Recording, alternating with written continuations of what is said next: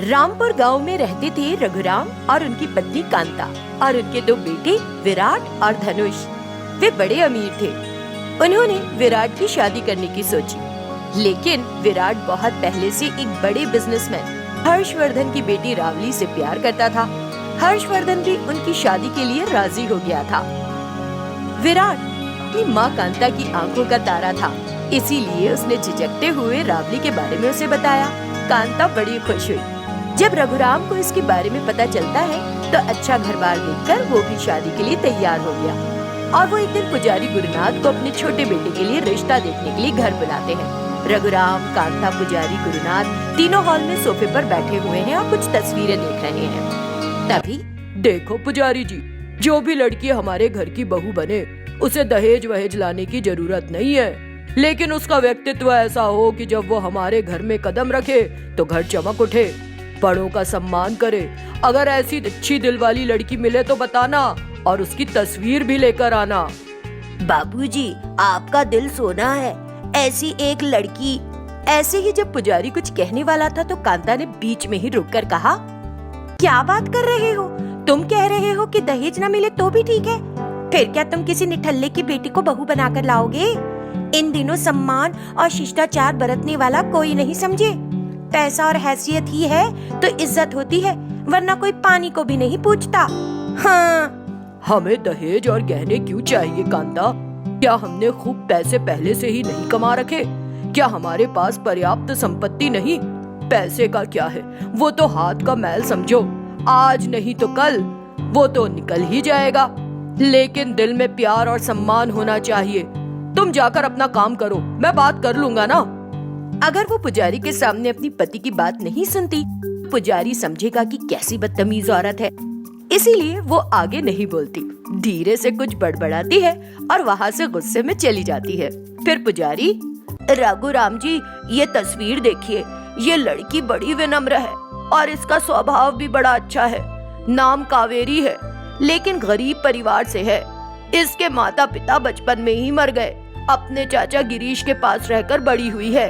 यदि आपको ठीक लगे तो बात करूं मैं उनसे। रघुराम अपनी सहमति जताते हैं और शीघ्र ही विराट की रावली से और धनुष की कावेरी से शादी हो जाती है। धनी बहू रावली और निर्धन बहू कावेरी दोनों सास के घर आ जाती हैं। निर्धन बहू कावेरी को देखकर कांता चिढ़ गई। उसकी गलती नहीं होने पर भी वो कहती कि उसकी गलती है और बिना बात के उसे डांट देती।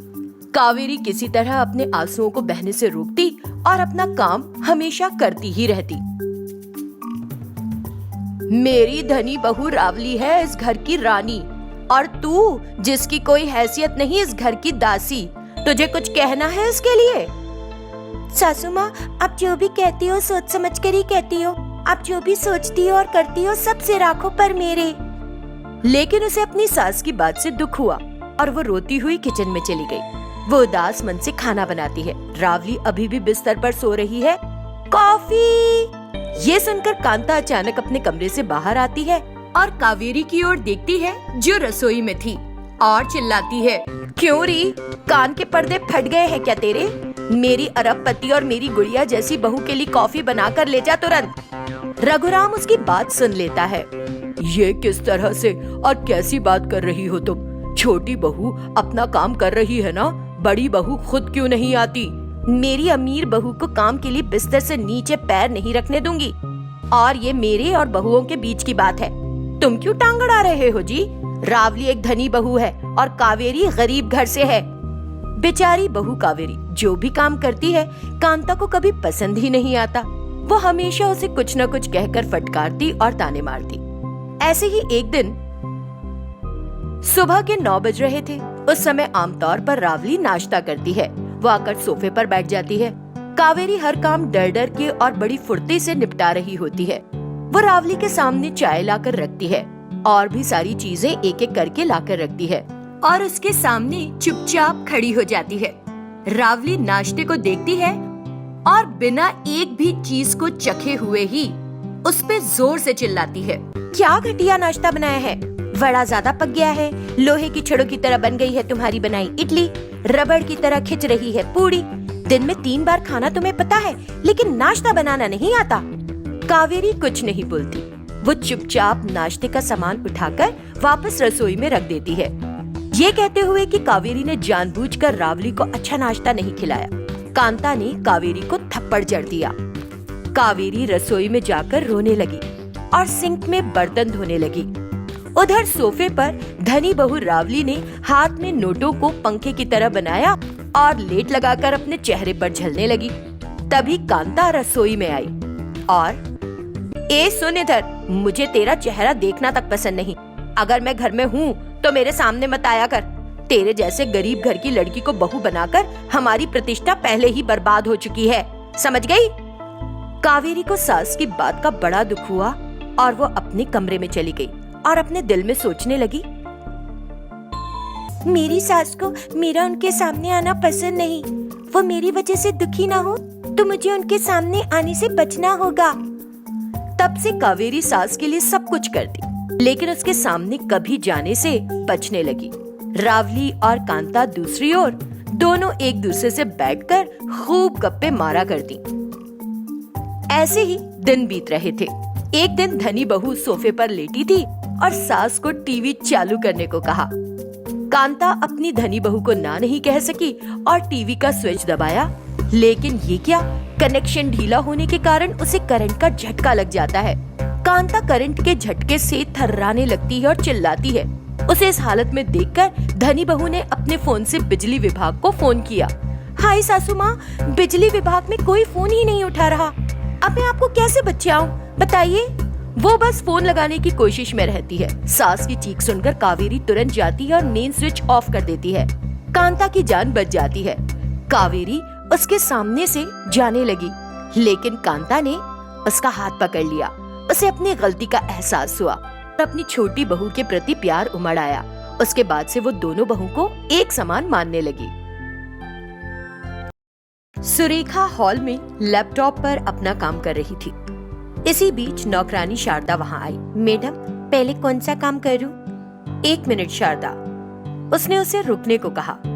रानी कहाँ हो? जरा इधर तो आना, जल्दी।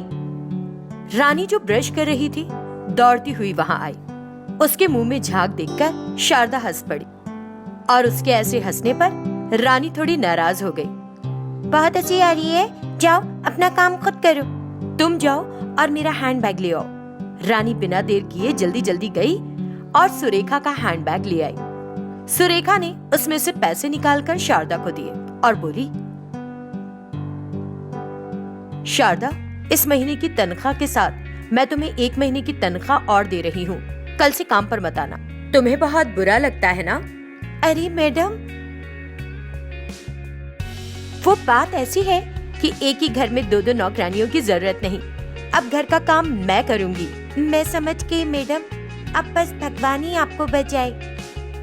सुरेखा रानी को पैसे देते हुए बोली, रानी, ये रही इस महीने की तुम्हारी सैलरी। अब से तुम्हारा काम बढ़ने वाला है, इसलिए मैं तुम्हें 1000 रुपए ज्यादा दे रही हूँ। कल तक मैं पार्ट टाइम मेट थी, अब से सारा काम मैं ही करूँगी। अरे वाह, मेरा तो प्रमोशन हो गया। शारदा से पूछकर सब काम करना सीख लेना। कल से शारदा घर नहीं आएगी। चाहिए तो शारदा का नंबर ले लो और जरूरत पड़े तो उसे बुला भी लेना। वो तुम्हें सिखा देगी, है ना शारदा? सिखा दोगी ना? बोलो। ठीक है मैडम, अब आपने कह ही दिया है तो मैं क्या बोलूं। अच्छा तो मैं चलती हूँ। ठीक है मैडम, उसने ऐसा कहा और वहाँ से चली गई। अब सुरेखा का भी कोई काम नहीं था, तो उसने अपना लैपटॉप लिया और हॉल से निकल गई। रानी दिए हुए पैसे गिनने लगी जो उसे अभी अभी सुरेखा ने दिए थे। इसी बीच माधवन फाइलों का एक थैला लेकर हॉल में आ गया। रानी को देखकर उसे दया आई और वो बोला, बेटा, अगर तुम भी अपनी बहन की तरह अच्छी तरह पढ़ती तो आज तुमको ये काम नहीं करने पड़ते ना। I feel sorry for you. पापा, पढ़ाई मेरे लिए बनी ही नहीं है। आप सब लोग मेरे साथ नौकरानी जैसा व्यवहार कर रहे हो, लेकिन मुझे तो लगता है कि मैं अपने लोगों के लिए ही काम कर रही हूँ। जब बहनों की तुलना होगी तब रिश्तों और भावनाओं का क्या होगा? मुझे तो सोच के ही डर लगता है। कम से कम तुम किसी ओपन यूनिवर्सिटी से अपनी आगे की पढ़ाई क्यों नहीं कर लेती हो बेटा? आप अचानक ऐसे क्यों कहने लगे पापा? क्या आपको लगता है कि मेरी और मेरी बहन के बीच लड़ाई हो जाएगी? वरना आप ऐसा नहीं कहते। मुझे ऐसा लग रहा है आपके कहने से। माधवन बिना कुछ और बोले वहां से चला गया। रानी रसोई में बर्तन धोने लगी। तभी वाणी तैयार होकर खाने की मेज पर आ गई। फिर रानी ने बर्तन छोड़ वाणी के लिए गर्मा गर्म इडली परोसी। वाणी ने फटाफट नाश्ता खत्म किया और अपना लैपटॉप लेकर ऑफिस के लिए निकल गई। कुछ दिनों बाद वो रविवार का दिन था। वाणी घर पर ही थी और अभी तक जागी नहीं थी। माधवन बाहर गया हुआ था और सुरेखा सोफे पर बैठी अखबार पढ़ रही थी। रानी उसके लिए कॉफी लाई और सुरेखा कॉफी की चुस्की लेने लगी। रानी, जाओ और अपनी बहन को जगा दो। जाते समय उसके लिए कॉफी भी लेते जाना। ठीक है माँ, उसने ऐसा कहा और रसोई में जाकर कॉफी बना ली। फिर वो वाणी के कमरे में जाने लगी। देखा तो वाणी बिस्तर पर अभी भी लेटी हुई थी। रानी को आता देख वाणी उठकर बैठ गई। क्या तुम गुड मॉर्निंग बोलना नहीं जानती? इतना तो तुमने सीखा ही होगा ना। आज संडे है और तुम्हें पता है कि संडे को मैं देर से उठती हूँ, तो फिर तुम क्यों चली आई मेरे कमरे में इस तरह? माँ ने मुझे कहा तुमको जगाने के लिए। क्यों? सुबह सुबह उठकर तुम्हारा अंगूठा छाप चेहरा दिखलाना है क्या? रानी का चेहरा फक पड़ गया और उसने बिना कुछ बोले वाणी की तरफ कॉफी बढ़ा दी। वाणी को कॉफी पसंद नहीं आई और उसने वो कॉफी रानी के चेहरे पर फेंक दी। रानी ने कभी नहीं सोचा था कि वाणी ऐसा भी कर सकती है। वो अचानक हुए इस बर्ताव से सन्न रह गई और वाणी को देखती रह गई। उसे यकीन नहीं हो रहा था कि वाणी उसे सच में एक नौकर की तरह समझ रही है। अब खड़ी क्या हो? यहाँ खड़ी मेरा मुंह क्या देख रही हो? इसके बाद रानी हॉल में आई। रानी के चेहरे पर कॉफी के दाग देखकर सुरेखा ने पूछा, रानी, क्या वाणी ने कुछ किया है? हाँ, जैसा आपने कहा, मैंने कॉफी बनाई उसे देने चली गई। उसे कॉफी अच्छी नहीं लगी, उसने मेरे चेहरे पर फेंक दी।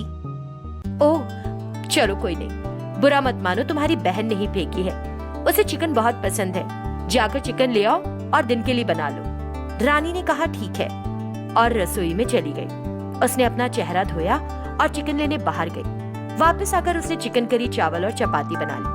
अब तक वाणी भी नहा धोकर हॉल में आ गई थी।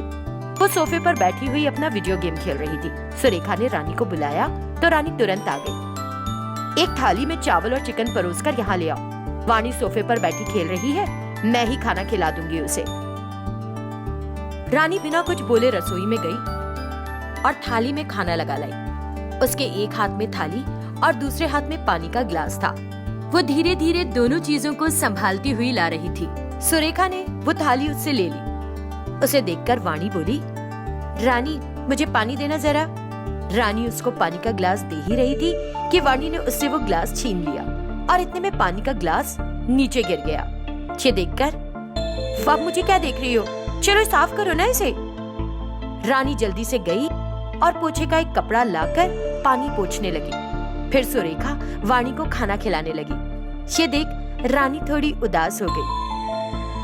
ऐसे क्या देख रही हो? नजर लगाओगी क्या मुझे? जाओ यहाँ से, खाना बच गया तो तुम भी खा लेना।